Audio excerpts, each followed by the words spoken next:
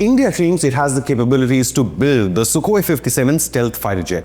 This is a sign that India-Russia Su-57 defense deal for the Indian Air Force could be finally taking shape. India's defense capabilities could be entering a new chapter as HAL, the state-owned aerospace giant, recently confirmed its readiness to collaborate on this new stealth fighter jet program and a manufacturing project with Russia for the Su-57 to be made right here in India. Representatives from the HAL told TASS news agency, "We are very comfortable working with Russia. There are no problems on our part." The officials also added that a very strong relationship already exists between India and Russia, supported by years of joint production of the MiG-21 fighter jets first, followed by the Sukhoi 30 AMCA fighter jets for the Indian Air Force. "We actively exchange experiences with Russians. Russian experts help us a lot," he stated, referring to the existing cooperation already between the two countries.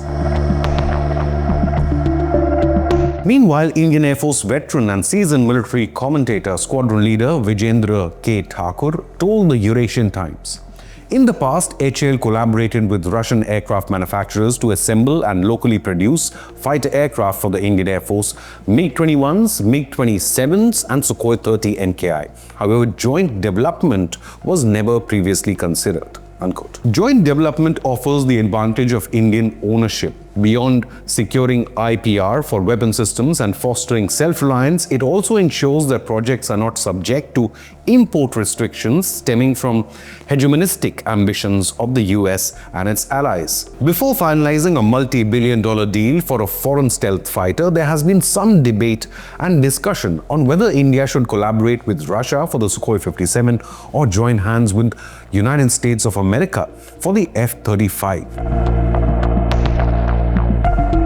The Indian Defense Secretary had earlier claimed that talks were ongoing with an ally, but the decision has not been made yet. However, India has been leaning towards the Sukhoi 57 for several reasons, such as strategic autonomy, first of all, operational needs, as well as cost. The chances that the United States may not provide full technology access when Russia has already agreed to do so. The risks and rumors of the possible existence of kill switch and many unexplained F-35 crashes recently that have taken the place have also raised questions about reliability.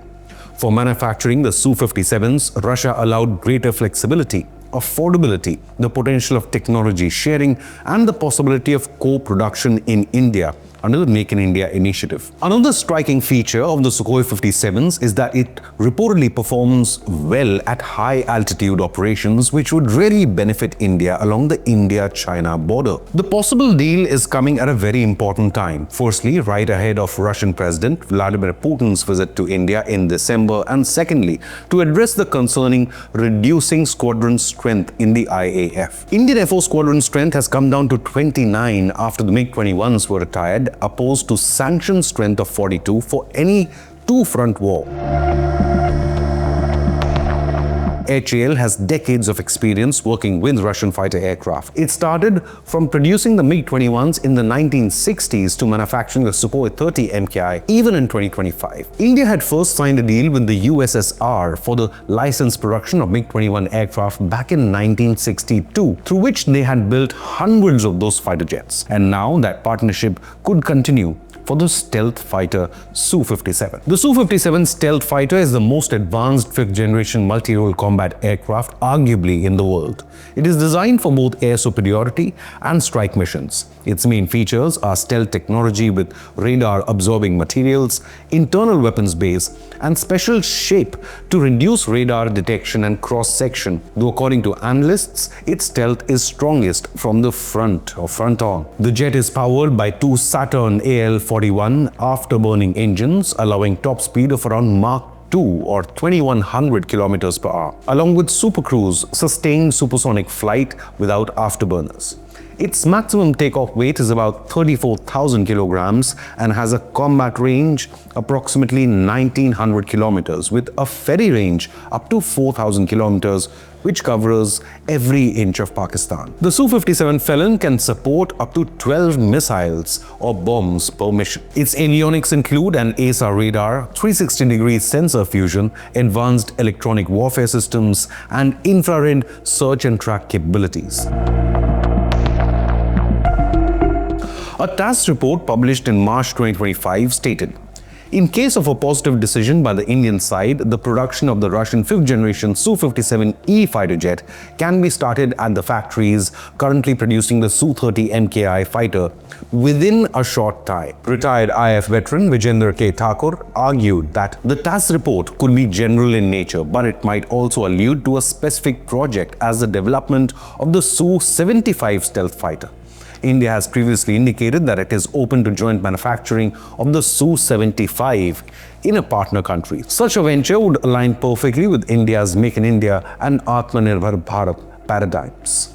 According to report, a deal to produce 12 additional Sukhoi 30 MKIs at the HAL's Nasik facility is also in place. This joint venture could allow India to quickly plug the gap between retiring or older fighters and introducing its own Advanced Medium Combat Aircraft or AMCA, a twin-engine stealth fighter currently in development by India. Any Su-57s or Su-75s would complement the AMCA and not compete with it, since the indigenous AMCA would be inducted in much larger numbers. Retired IF veteran Vijender K. Thakur added, alongside plugging the emerging stealth gap, local manufacture of the Su-75 in India could generate billions in export revenues, much like the BrahMos missile program and potentially the Su-30 MKI modernization program.